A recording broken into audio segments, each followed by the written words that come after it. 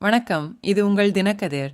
மத்திய உள்துறை அமைச்சர் அமித் ஷா அடிக்கடி தமிழகத்திற்கு வருகை தருவது வரவிருக்கும் சட்டமன்ற தேர்தல்களில் திமுக கூட்டணியின் வாய்ப்புகளை அதிகரிக்க மட்டுமே உதவும் என்று திமுக துணை பொதுச் செயலாளரும் நீலகிரி எம்பியுமான ஏ. ராஜா திங்களன்று தெரிவித்தார். அண்ணா அறிவாலயத்தில் செய்தியாளர்களிடம் பேசிய ராஜா, பிரதமர் நரேந்திர மோடியின் வருகைகள் 2024 மக்களவைத் தேர்தலில் எதிர்க்கட்சிகள் மகத்தான வெற்றியை பெற உதவியது போல ஷாவின் வருகை சட்டமன்ற தேர்தல்களிலும் இதேபோன்ற விளைவை திமுகவுக்கு சாதகமாக ஏற்படுத்தும். மதுரையில் ஷாவின் சமீபத்திய உரையை ராஜா கடுமையாக விமர்சித்தார்.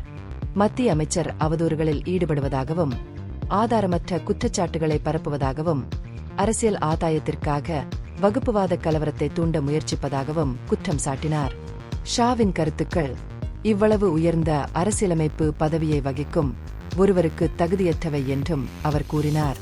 அதன் மையத்தில் ஷாவின் உரையை ஒரு அப்பட்டமான பொய், அருவருப்பான ஏமாற்று வேலை மற்றும் தந்திரமாக பிளவுபடுத்தும் என்று விவரிக்கலாம் என்று அவர் குறிப்பிட்டார். டெல்லி, ஹரியானா மற்றும் மகாராஷ்டிரா போன்ற இடங்களில் பாஜகவின் தேர்தல் உத்திகள் வெற்றி பெறக்கூடும். ஆனால் தமிழ்நாடு ஒரு தனித்துவமான சித்தாந்த மரபில் வேரூன்றியுள்ளது என்று திமுக தலைவர் வாதிட்டார். மாநிலத்தில் திராவிட சித்தாந்தத்தின் வலிமையை வலியுறுத்திய ராஜா, திராவிட சித்தாந்தம் இருக்கும் வரை அவர்களால் தமிழ்நாட்டில் காலூன்ற முடியாது. நாங்கள் டெல்லி, மகாராஷ்டிரா மற்றும் ஹரியானா அல்ல, நாங்கள் தமிழ்நாடு, நாங்கள் திராவிடர், பாஜக இங்கு வர முடியாது என்றார். திமுக அரசு தனது தேர்தல் வாக்குறுதிகளில் 10% மட்டுமே நிறைவேற்றியுள்ளது என்ற ஷாவின் கூற்றை எதிர்த்த ராஜா, 98%க்கும் அதிகமான வாக்குறுதிகள் நிறைவேற்றப்பட்டுள்ளதாக கூறினார்.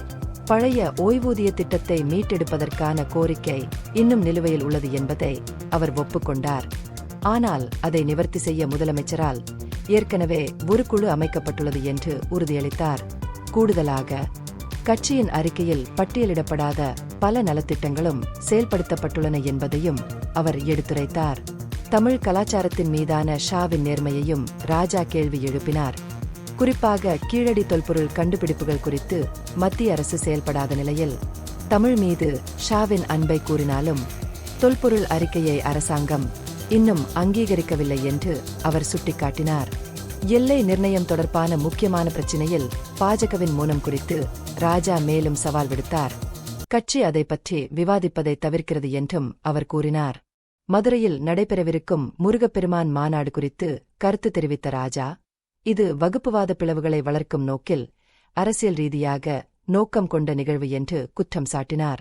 அடுத்த ஆண்டு தமிழ்நாடு மற்றும் மேற்கு வங்கத்தில் தேசிய ஜனநாயக கூட்டணி அரசாங்கங்களை அமைக்கும் என்ற ஷாவின் கூற்றுக்கு பதிலளித்த ராஜா, ஷாவின் அறிக்கை சாத்தியமான அதிகாரப் பகிர்வு ஏற்பாட்டை குறிக்கிறதா என்பதை அதிமுக தலைவர் எடப்பாடி கே.